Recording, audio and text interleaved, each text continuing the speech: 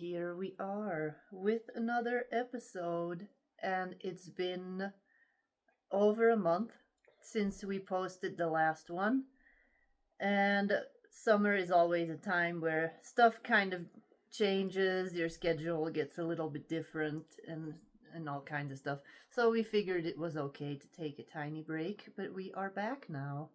We are indeed. And we have a lot to talk about, but we always have a lot to talk about, so.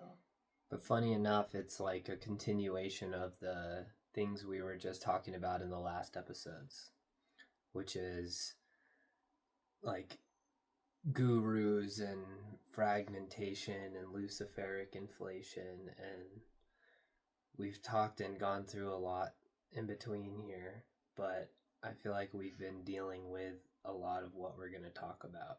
And that's usually how it is. We will have stuff come up in our lives that is happening in the collective, and then we just talk on these things, and then people comment, yeah, this has been happening for me. This has been happening for me. And especially now with these retrogrades, I think there's a few different planets all in retrograde at the same time.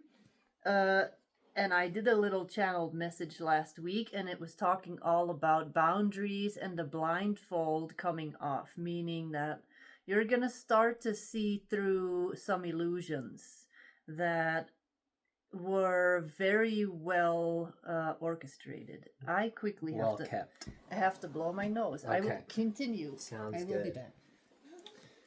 And for those of us who have a pulse on the spiritual space, and I guess it depends entirely on who you follow, but there's a lot more people from my perspective that are like really embodying this kind of level of subtle psychosis and fragmentation, and I talk about it a lot, and we talk about it a lot. But this is what things seem to keep coming back to. And it's not just for people who are in the spiritual space either, because there's a lot of emotional turmoil that's being lifted up in everyone right now. And so if you're not working on yourself spiritually in an organic way, then it's going to create these levels of psychosis in a bunch of different varieties. And the last one that we did was all about judgment and not wanting to be in an ego judgment. And then that sparked a lot of questions from people saying, but what is judgment then? When is something coming from the ego? When is it discernment? And that connects in with the psychosis thing, because people will get very clear downloads. They'll get very clear, or things that seem very clear to them. But if you are fully living in your mind, in the mental space, and there are subconscious wounds when it comes to connecting to your physical body, that may not even come from you, that you may have inherited from your parents, from other lifetimes, where you are kind of dissociating from the physical world, then it's going to be attractive to be spending time constantly in these upper realms, in these non-physical realms. And you're going to get very clear messages that are going to sound very clear, but if you cannot bring them into your body and feel the truth, then it can easily you can create a snowball effect where you basically go with these things that come through without checking in with your body. And that's where you can be fully convinced of something, and you're so convinced of it that it feels fully real, but you're still not taking that information into the body and letting the body be the barometer. Yeah, and it becomes this like Shakespearean effect. Like that's what I'm just thinking about now. Like these people who are using all of this terminology and all of this language. And I think a perfect example is the things that AI can write for people now is like, if you were to read it, it's very alluring. It's a lot of very fancy language, and there's a lot of truth that comes out in very mixed and kind of scrambled ways. And so that, in the same way that this artificial kind of consciousness, this memory, is able to spew out these terms and these ideas in this language and create this reflection for the person who's utilizing it, that puts them further in that bubble of reality. And so it's like taking on that artificial emptiness of knowing mental concepts, knowing them by understanding them at some mental level, but not then integrating it into the body. And the body is still running these trauma identities and these trauma loops that then are being added on by this desire to be this spiritual character and sound so good, and all of these, it's like this Shakespearean. That's the only way I can describe it now. And I see this type of spiritual psychosis a lot in people that have a history in their family of personality disorders. And we know, of course, well, I know, and for those that have worked with me, and I talk about this also in a webinar that I have about soul contracts, with people that have, for instance, a cluster B personality disorder. And what is that? That's histrionic personality disorder, making everything very theatrical, very dramatic.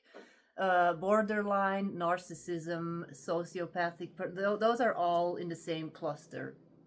And people that have that in their family genetically, all that is basically that you're passing down this ancestral energy and these contracts with negative attachments that are just being passed on. Oh, to your children. Here is this demon basically that I'm passing on to you. And that sounds a little maybe scary, but that is basically what it comes down to. And for these people, they will eventually find spirituality, but then it's going to be too painful when the moment comes to start really going into the body. It's going to be very triggering.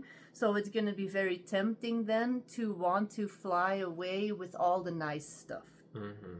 And I've been seeing this now, because I've been doing readings since 2018 for other people. And getting paid for them. I've been doing them for other people since I was a teenager. But the thing is, I'm seeing when people come to me and they can have a really awesome story. Oh, I want to work on this stuff. I want to do this. I'm so devoted, and da-da-da-da-da. And then we start working, and it's a loop, and it becomes this loop, and I'm not seeing progress. But they come to me with all these grandiose stories of all these very ethereal experiences that happened to them. But I'm not seeing it in the body. The body is not working through the trauma that I'm trying to get them through. And that's where I've started to see the importance of really warning people, but not really warning, but making them aware of this trap. And that it is important to really bring all this information into the physical. Because if we want this planet to ascend, we have to bring this information into our bodies so that it can then go into the body of the planet. Otherwise, it's just pinging back up and you are not bringing it into the planet, which is the whole purpose of you being here on this planet, I think. Mm-hmm. And there's layers upon layers of like excavation that has to happen through the ancestral DNA and through the true family lineage and the true karmic bodies and trauma. And so people, what I see, will go through like experiences of suffering that can be looked at as an initiation in life, and they have this first awakening of who they are in that experience, and it kind of pushes them into that spiritual awareness.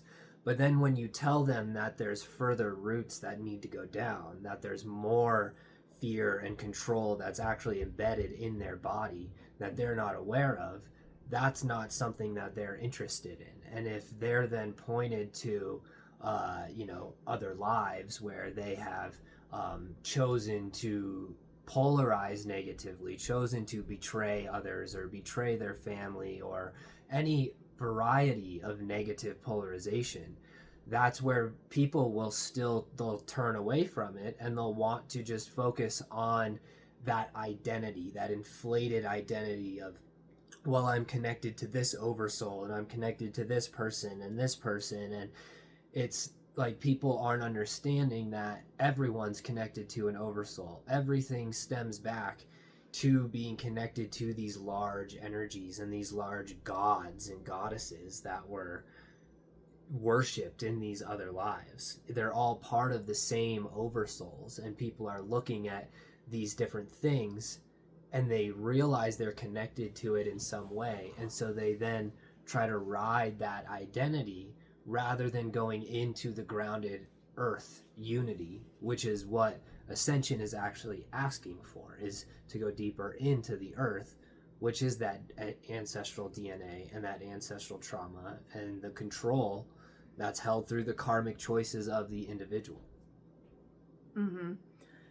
And it's definitely been a learning process for us in doing these types of readings for people, and that is why for the longest time when I was younger I didn't want to do it, because I felt like I didn't have the tools to really give people this information in a responsible way. But that was also probably me overthinking it, because I feel like now when I look at how I do it compared to some other people that do readings out of integrity, will give people information and no tools to integrate or process any of it, where in the past I could feel like I'm going to be responsible for giving people this information, and I don't know if people know what to do with that. Mm-hmm. And then basically I had to go through this whole reawakening process in 2016-17, where I started getting all this Akashic Records information, and then I started to see how I could integrate this in a way that was healthy, that was in alignment with my body, constantly using my body as this barometer, as this verification for things when I would get information. And that is then how you can start to recognize what is in alignment with God, source energy, and what is perhaps not fully in alignment. Because what's going to happen when you open up to all these gifts, all of these energies are going to want to have a say. They're going to want to talk to you, and not all of them are necessarily going to have your best interest. Some of them are going to have self-serving interests. And if you're just up here listening to all the voices, you're going to maybe mistakenly interpret something as truth when it's basically just lying to you. And so in my own process, and Ryan in his own process, we're constantly fact-checking with our bodies, using our bodies basically. And people ask, yeah, but how do I do that? How do I know if my body's lying? And that is immediately an indicator that the first thing you have to do is not try to do all this fancy stuff with activating these gifts. It's going to be, what does my body feel like when I enjoy an idea, when I feel good about an idea? And I talk about this a lot in my free course too that I have on intuitive development. The things you can do is do easy little exercises like, what do I want to eat today? And you have spaghetti and you have potatoes and salad. Like, those are the two options. And you just sit with both of them and see how your body feels. When you ask your body, are you in agreement? Like, are you in agreement with more? And your body will automatically give you the answer, and you're gonna want to try to overthink it, and oh no, I need to know it in my mind, but your body already knows. Mm-hmm. So you can do the same thing with psychic information. take that into your body and see how your body responds. Mm-hmm.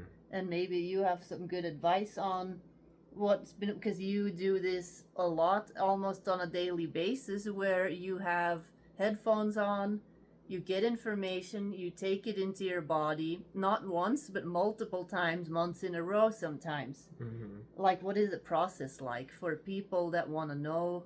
So what is that? Yeah, well, that's like what you're saying. All this higher dimensional stuff is available for people now who are going through spiritual awakening, and there's all this stuff about other lives and Akashic records, and like that information might come to people at certain times in their life, but there are then people who are not even reconnected into their body through their childhood and through their childhood memory. And so it's like there's all these fragmentations from the childhood. And so people, if they aren't taking it down into using that process to work with trauma, like the yes and the no process, then when they're just tuning into psychic information, I feel like that's where a lot of people can go into, like, they want certain psychic things to be true from that childhood fragmentation. And so then they like roll that this is this being who's channeling through them, or that this thing is the truth.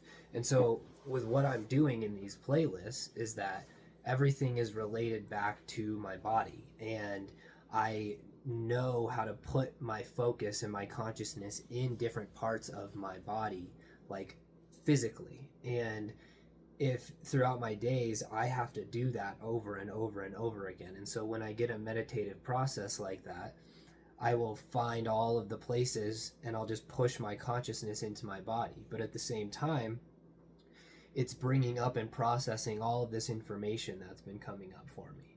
So it's like a multi-dimensional process of meditating and letting information process, while also like allowing new connections and new things to form. But they can only form because I'm pushing that energy out of my body and I'm taking it into my body the whole time. And the music that I listen to, I'm like pushing the sounds into these different parts of my body. So any of the old energy that's there that is attempting to leave, that gets pushed out and replaced with this new stuff. And so that's why things come through so clear for me, because that's the process I created with, it's like I'll do microdosing when I do this a lot of the time. And it was what I learned through a process of taking mushrooms and going deep into mushroom ceremonies. And I would have these like multi-dimensional experiences where the only way to describe it is that neural pathways are like dissolving and new neural pathways are forming at the same time. But I'm like perceiving them, these old pathways, visually, through memory, through feeling, through like texture, and that's kind of leaving, and then it's like these new neural pathways and these connections form, and I'm perceiving it in the same way. And so it's just because I learned how to stay present in my body and just allow things to process, that then I was able to create clarity from that, because it was never to know as much information as I could or to know as much as I did now. I was only doing it in the first place just to process energy and just to like, I don't know how else to describe it besides it's just like experiencing neural pathways in real time. And it's very, very synchronistic. And I've just developed this kind of investigative process through my days where I'm listening to what's coming up. I'm feeling the way that I'm responding to you during the day, that my body's feeling. And so then I take that all into consideration when I'll then lay down in a playlist. And I'm like, okay, I noticed I was like feeling this way with you. And then I was noticing these things came up. And so it's like, it's all this story that's like piecing itself together, that's trying to show me the aspects of myself that are old, that are in a lower vibration. And so it's like a constant bounce back, a reflection of like, I'm gathering these identities of the small self and like bringing it into illumination, and then I just put all my focus on those things, and it's like the dragon fire. It just like it burns away all of the illusion, and then I'm left with, oh, this With is the truth. This is the integration. And through this, I've had many experiences during my journey of psychosis. I mean, of what people would deem as psychosis, and like what I thought was I was going to have to go to a mental institution at like the very beginning parts of my journey. But I've made a video about it, of being attacked by this entity, and they were trying to convince me that I was going schizophrenic. And so it was this whole psychic attack. But I've walked myself on this like tightrope through this awakening, and it felt like it was like the line of psychosis versus awareness. And I really could see how people get pulled into this side of psychosis, because I was literally on the edge of it. Like, if I take more steps this way and believe these things that are happening in my mind, I am going to go into that place. And so I've walked very close to it throughout my journey. And so I feel like now it was like I went through these processes then to just recognize how to finally pull away from it, and then recognize it in other people. And it was like going through these Akashic records, and then seeing that how some of them are false Akashic records, and that people could be basing entire identities off of things that never happened. And so it's like stuff like that that I'm making sure that I'm integrating within those playlists, and I'm checking and double checking to see what is true, what is not true. And then anything that I have trouble with, I'm going to come talk to you about it. I'm going to talk to you about everything no matter what, because that's a part of the integration process. But it's like, if I have any sort of questioning, I'm going to tell you, and we're going to talk about it. And that's a process of allowing it to clear and kind of burn away. Okay, because you said so much that I want to respond to, but that was good. The first thing I want to remember the word identities, because I'm going to talk about that next. Okay. Remember that. So first you said like there's so much. No, it was never about getting all this information. And I think for a lot of people, and I have mentioned this in previous videos and whatever, but it all comes together in this podcast when you are awakening.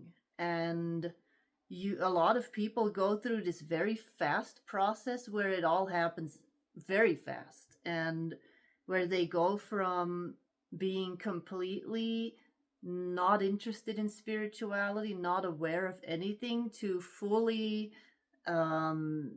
being open and these gifts coming online. And if you've watched the previous episodes, my story was a very gradual story, where in my case it all developed very slowly in childhood, over the course of my teenage years, and now I'm doing this for a living. So it was a very slow process in my case. But for people that are going through this like really fast, they're going to want to understand it. And it's normal that you're going to go through a phase in the beginning where you want to know as much as possible. And that can look like binge watching entire YouTube channels, which I did too when I went through a new layer of this awakening when I was in my 30s.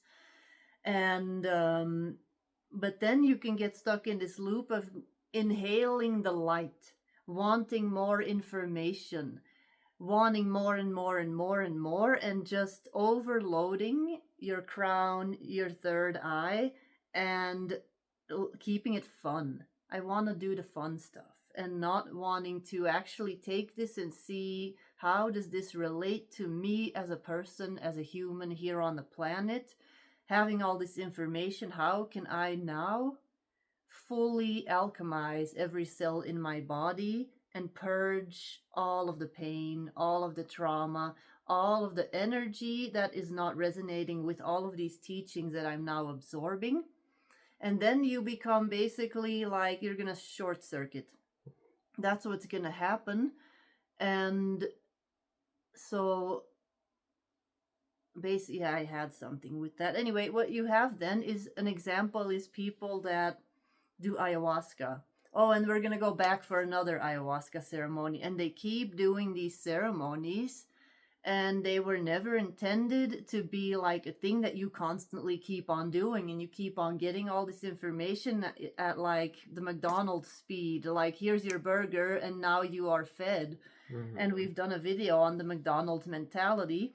That's not the way it works. If you trained with a shaman, or if you trained with a druid, with a teacher in, for instance, the Essene community, the druids in the Himalayas with the monks, you started a process when you were a child, and this took several decades. And you were forced to go sit on your own with this, without distractions, without a phone, no scrolling, none of that. Just you and your body and your mind. No distractions by wanting to watch yet another YouTube video about another channeled message, another energy update, or people that keep getting readings, reading after reading after reading. And that's why people will, I'll get emails. Oh, I want to do this with you, then this with you, then this. And it's not about making a bunch of money off it. I'm like, no, that is not how this work is supposed to go when you work with me. Like, you receive from me this one reading, come back to me in at least 6 to 9 months. I don't want to hear from, maybe not the way I say it, like, not I don't want to hear from you in between, but I do want to hear how you're doing, how are you integrating the information. But don't ask me for another reading, because then, like, I've given you stuff that is full of gold. That is literally a golden dragon seed full of gold that you get to unpack, often for months or years. And so after you fully integrated that, then you have embodied those teachings, the information, all the stuff.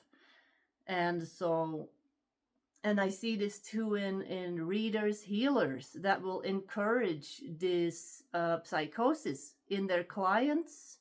And we've had a whole situation where I personally got very angry, not at this person, but about the practice that this person was doing with their clients.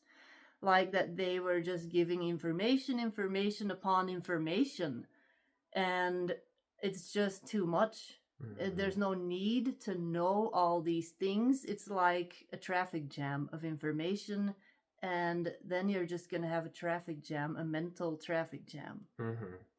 Yeah, and I think my journey's interesting because I did go through it really fast in this life. It was like popped open, went through it, but I was always like, I started going into a spiritual awakening because I knew I needed to heal trauma. So that was the thing that brought me into it in the first place. It wasn't like I started learning about God and all these ayahuasca and all these things, and I was like, oh my God, all the light. I was like, oh, I have to heal trauma. I need to go to a therapist. And then I was then focused on healing trauma the whole time. And so I was actually like, I liked focusing on shadow work. I liked focusing on healing trauma. And I'd hear people say like, well, don't become addicted to shadow work and to healing trauma. And and which is a thing I think that can happen, but I was just like, I don't know, there's something different about the pace.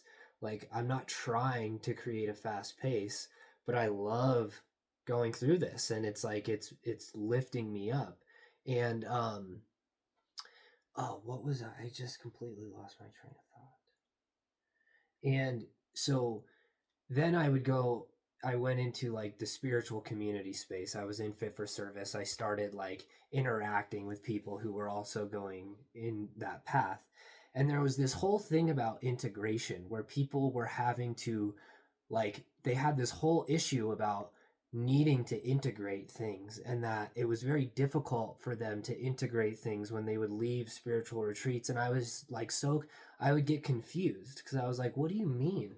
Like, isn't that what you do? Like, isn't that like, how, I don't understand. I didn't understand how you could go through this and then not integrate things. It was just like, from the place that I was at, I was like, what do you mean? Like, that is a part of the process, isn't it? And so that's when I started noticing that people were just doing what you're saying, and they would have their work life and still be in this career type space, or they just be doing ayahuasca retreats and For doing all these fun, for things, like and then distraction. they'd like separate that from then life, and it's like, okay, they have this and then life, and they're trying to integrate all this stuff into life, and I'm like, what?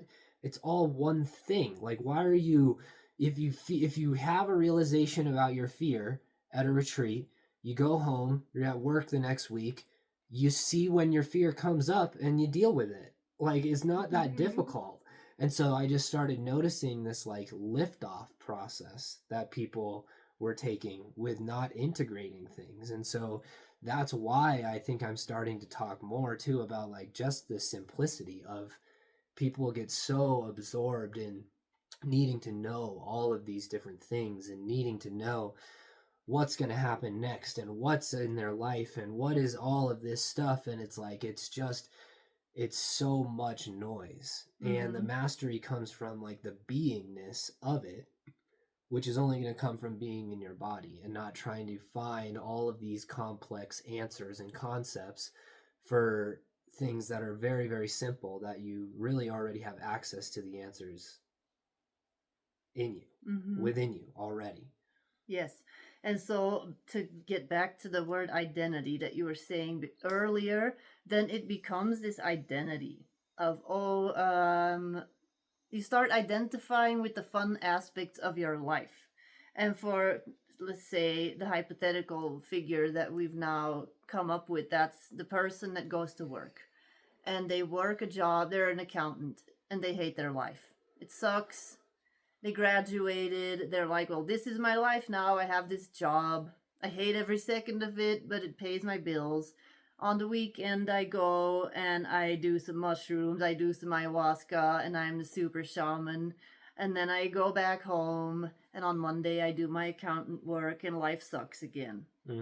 And so these feelings of, oh, life sucks again, oh, blah, blah, blah, it becomes too much of a contrast. Yeah. And that's where psychosis comes in, where you are constantly pinging back and forth between extreme dopamine and euphoria and cortisol and stress. The amygdala is going to malfunction, and that is your barometer for feeling safe in your body. And then you are going to bring yourself in a state of being very mentally unstable, and that's going to eventually lead to the psychosis. And also with Akashic records readings, when I will see for people, okay, hey, you've had these lifetimes where I see that you were doing these important things. And I know in previous podcast I've talked about like this hypothetical example of the Atlantean priestess. A lot of women have Atlantean priestess lives because priestesses were just a very normal part of life. And so then people sometimes, I have to tell them, look, these things, yes, there's the type of people that don't want to accept that this was them. Those are the full opposites of psychosis. They're in denial. They're in denial with a bunch of hippos and crocodiles. They're like, I don't want to believe this. But then there's the people that just immediately believe it, but they feel like, okay, this is me. I don't have to do anything because I'm awesome. I'm this priestess in Atlantis. I can do whatever I want. I don't deserve to suffer in this life. I don't deserve to not have money. Yeah, because I had money in this life, so I should just have it all now. No, that comes through this information so that you realize that you are the creator of your reality. Your higher self, like it or not, has chosen to experience struggling financially so that you can then embody those codes again and say, hey, I'm going to shift this around for myself. I'm going to manifest a lifetime that is in alignment with this life. But you're probably going to look different. You're not going to be wearing some Atlantean robes. You're not going to be living in a crystal palace. You're going to be here on planet Earth, and you're going to fully embody those codes, because those other lifetimes, you're going to identify with them and say, oh, this was so fancy. I'm this blah, blah, blah. I'm this queen. I am all these things. And you are those things on a soul level. But those versions of you have manifested you, whatever your name is, Catherine, Marge, I don't know, like whatever your name is, Stephanie, it doesn't matter. Chad, Jason, whatever the hell your name is, Timothy, and they wanted you to fully be who you are, because there was no other version of them that could be in this lifetime and fully anchor in these codes into the planet in 2025. You're basically the result of all these other lifetimes. So it is the best thing you can do for your higher self is fully love the version that you are now and not want to escape off into another time, basically. Yeah, and the break comes from people hearing you're the creator of your reality, and they then say, oh, so I can create the future that fulfills my expectations. And they don't realize that they have been creating their reality already, and that they already were, like you're saying, up until this point. And so if there's these things in their past that are not dealt with, and then they turn around and they focus on creating their reality, they're going to be doing it from that broken foundation, I don't want to use the word broken, from that, the poisoned roots, I should say, because it's all the roots, and it's like there's roots that are poisoned, and then they're going to try to bear fruit that is poison fruit, rotting fruit. And so with a parasite. Yes, exactly. Yeah. And so it's like the break comes from like the not integrating all the way back through the inner child in this life, and like the continuity of that consciousness all the way through, and not just like acknowledging you were a child and acknowledging what happened, but recognizing that all that stuff that you're feeling now that you don't want to feel is coming from that place. And so if you're just turning around, putting on all these identities, saying that you're getting all these like, you know, you're stocking up the like robes and the elegant presentations without, then it's a mess. Then it's like a child playing dress up is what it is. And then that then expands into that adult body from that child consciousness. So then that's where we get these crazy Luciferic ascended masters that think that they rule over everybody, because they are actually that tyrant child, the wounded child that has not integrated itself. So that the basis of Lucifer is being God as separate to God. It's the one God. It's not necessarily, it is antichrist, but it's like claiming the personality as God, claiming the small self as God. So then that small self telling every other small self, well, you're God too. And so those then wounded child, they go, yeah, I'm God too. And then they all try to create this thing in this dress up Shakespearean thing. That's literally like a musical production. That's literally being written by artificial consciousness like ChatGPT that is writing out these characters' timelines that they are incarnating into. So the inflation of the ChatGPT language that we see people bringing through is actually the same consciousness that is creating all of these Luciferic ascended masters. Okay. Does that make sense? Yes.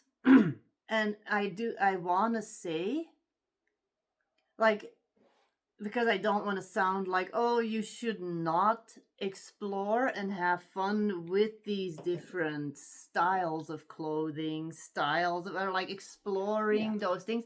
Because for a while I had a service actually where I would make like vision boards for people and tell them what, according to their Akashic records, would be good for them style-wise, clothing-wise.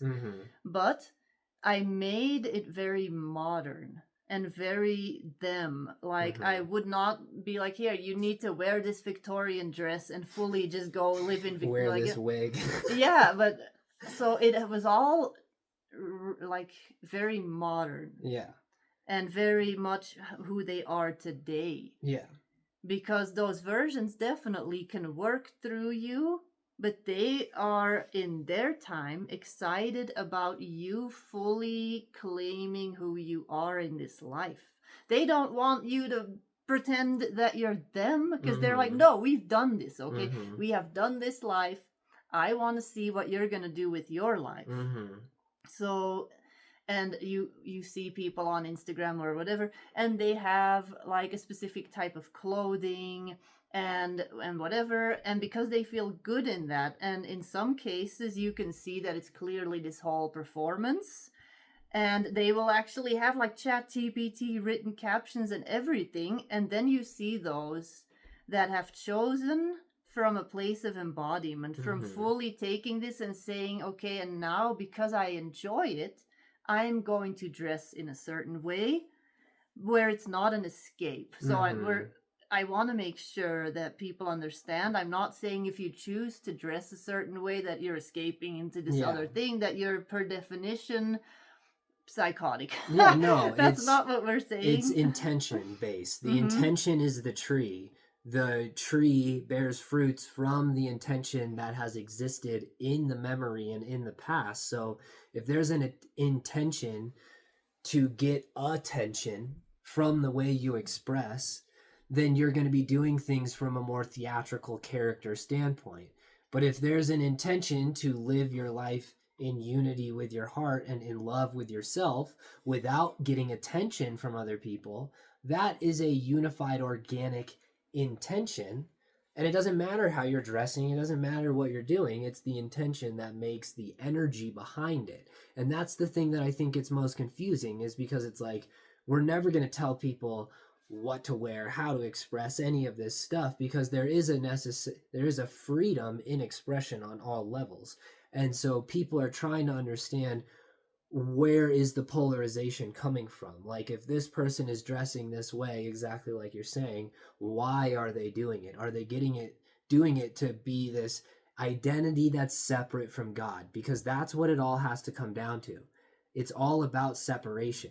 And if someone is acting on wounds from childhood, there could be childhood personalities that are then making characters for themselves out of emotional trauma. So it's like, we have these Akashic records, these other lives. We can start making personalities and characters out of our emotional trauma in this single life. And so if there is a child that didn't get attention from their mother, and they want to then dress a certain way when they're older and act a certain way, speak a certain way, make certain choices, they could be doing that from a place of separation, of personality separation.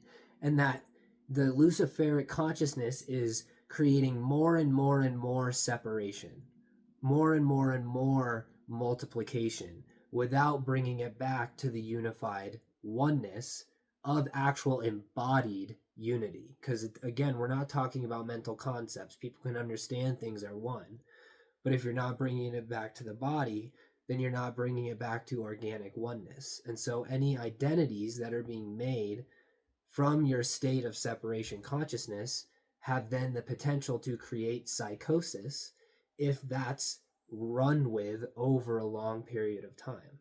And that's where those emotional traumas then become full-on bipolar dissociative identity swings that go into very violent and different types of spectrums.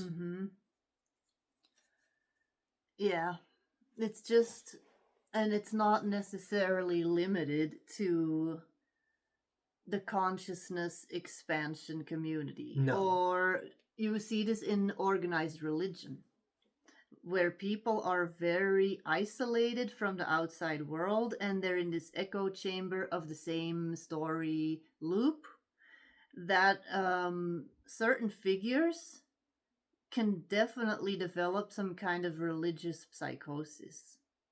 And you have these new age subcultures now too that are basically some kind of becoming some kind of organized religions. You have like the Galactic Federation cult, so to speak, that are waiting for the aliens to come and save us. Then there's like several of these different narratives running, and they are like infused with other esoteric teachings, so it can be tricky when you are navigating this whole spiritual awakening journey and you go on YouTube and you are exposed to different information from different people with different backgrounds. So that's where it really becomes important to use your body as the barometer. Yeah, and Yes. not think that your ascension depends on like you knowing all this complex information, because it's about love. It's about embodiment of love in the body, and it's about connection with the planet through love. And so if that's not happening in this devoted way to connect with all these multidimensional aspects of yourself, then eventually that's going to create some kind of rift in your psyche. And that's what we're going to start seeing people just in general having more presentation of this kind of like these psychosis type episodes, because the planet is ascending in consciousness no matter what. So people who don't deal with these things are just going to, it's all the light is going to be bringing it up to be burned away. So if people don't realize that, they're going to be acting it out over and over and over again. And so this is what's going to create feelings of like interacting with more of this kind of like demonic energy in the service to self energy. Is there's all this fragmentation that has been existing in people's bodies, and it's going to start to come out to the surface more and more because we're supposed to become aware of it and basically observe it happening. Mm-hmm. Do you have some interesting notes? Because, yeah, I definitely feel, and I feel like we talk about this so much, but then I still get messages from people saying, wow, that was so interesting. Thanks for mentioning this. And then I feel I'm always repeating the same stuff, but it is always going to reach different people.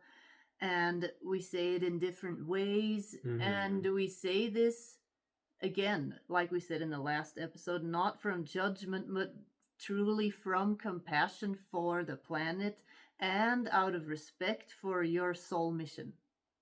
Because if you're watching this, you are here to do something important. Everyone is here to do something important. Every single creature that is alive is doing something important. And so we want for everyone to just have the easiest way possible. And with easy, I don't necessarily mean without any struggles or suffering. I mean the way that is designed for your higher self, by your higher self. Yeah. Yes. And the questions I've been getting most recently are like, why am I here? What is my purpose? And how do I like unlock my gifts? And it's the same, like we have to anchor into the same thing for every single person. It's self-love first. You're here to be in your life, to recognize that you're not supposed to squirm and control your life and create things out of a small self, that you're supposed to be in love and allow things and accept things and allow that purpose to unfold itself, and not keep trying to grasp on to all of these different things to make yourself feel this validation, because you are a one identity. And when you can make that your life devotion, then everything, it just becomes simple. It's just a part of your life process. And so there's just like, I think this is happening from so many people seeing this like inflation of these people, a lot of people like overacting this kind of service to others leadership. And so it then makes people think like, well, I'm not doing anything, I'm not. And we've talked so much about this in all of these episodes. So it's like, it really is just about like being in trust with yourself and being devoted to your trauma. And that's going to take you to everywhere that you need to go. Do you have any other? There aren't really any other notes. we went through all of them. It was just about psychosis, and we covered all of it pretty quickly. Because again, I feel like this is kind of a final wrap up of the last 2 episodes we've done as well. It's like, so if you have other questions about this stuff, like go reference the last 2 episodes that we did, because it's a lot of like explaining it in kind of different lights. Mm-hmm. And the whole episode about the response to the Aubrey Marcus thing is like an actual example of how we understand things like that. So yes, I'm trying to think if there's anything else that is needing to be added. Find others to talk to, and if you notice that when you want to discuss something that's coming up and you're feeling resistance, that may be something you actually need to look at. So find people that you can do that with fully transparently. Because if you're keeping something for yourself and you're getting these downloads and you're like Gollum, like the precious, like, oh no, I cannot share this with anyone, that's gonna become an opening in your auric field that could become its own entity and lead to psychosis if you do not speak it out in the open to other people who you know you can trust that are not gonna judge you. And that's why I made a Discord group. It's private. That's why we have group courses that we are doing. We have all kinds of stuff. And there are also just so many spiritual groups on Facebook. Although I have to warn you, in a lot of these groups, there are a lot of people with spiritual psychosis that will just word vomit all over the place. So, especially these public groups. My advice would be find people that you resonate with, that you can just have conversations with. That you can say, hey, this keeps coming up and I don't know what to think. Can you just intuitively feel how you feel, or just talking? You don't even have to ask them for anything, just can I talk to you? And that's what we do. But of course we live together, we're together, so for us it's natural that we have this other person to constantly reflect with, like back and forth with. And if you're alone, just find people. Don't be afraid to join groups, to do courses, because that is going to be the best way to also expand your own point of view.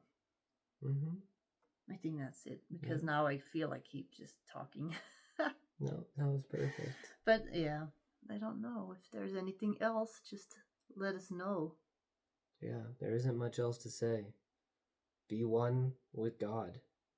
Literally one, no separation. You keep getting blurry. It's okay. That's the goal of your life. That's why you're here, is to be one with and as Source. Plain and simple. And that doesn't happen from you knowing a bunch of complex information.